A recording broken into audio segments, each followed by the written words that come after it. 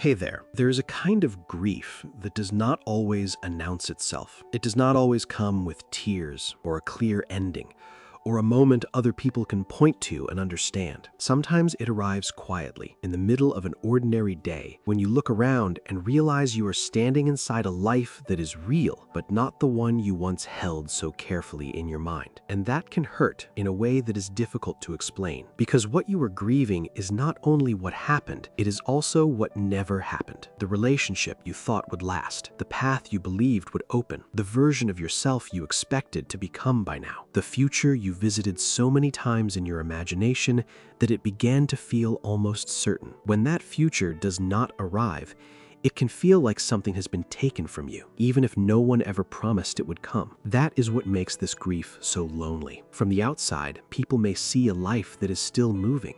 They may see what remains, what is working, what has survived, but they do not always see the private mourning underneath it all. They do not see the quiet disappointment of realizing that effort does not always lead where you hoped it would. They do not see how much tenderness you once placed inside that imagined life. So if you have been carrying this, I want to say something plainly. You are not foolish for grieving it. You are not ungrateful. You are not weak for feeling the loss of a future that lived in your heart. Hope gives shape to our longing. It gives our lives direction before anything has fully arrived. And when life changes that shape, the heart does not simply adjust because it is told to. It needs time. It needs honesty. It needs room to say, "This mattered to me." There is no shame in that. In fact, there is something deeply human about it. To love a future before it exists is part of how we move through the world.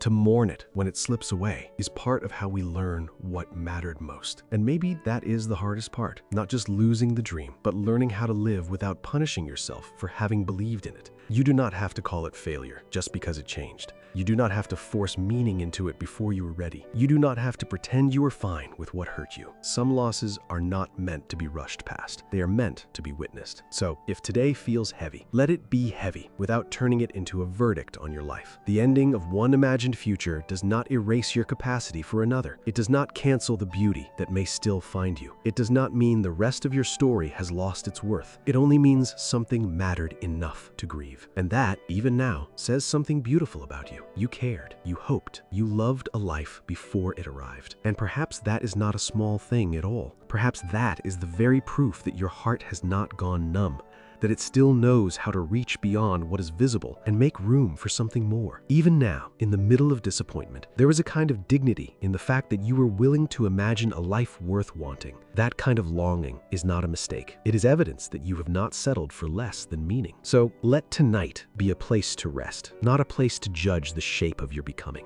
You do not need to solve your grief before you sleep. You do not need to turn pain into wisdom on command. You only need to let the loss be real, without letting it become the whole truth about you. What did not happen still matters. What you loved still counts. And the life that remains is not empty simply because it is different from the one you once pictured. You are still here, still carrying what was lost, still capable of being changed by what you have survived. And maybe, slowly, that is where a truer life begins. Not in the life you once imagined, but in the one that asks to be met honestly, with all its unfinished edges, all its quiet sorrow, and all the unexpected room it still holds for something real.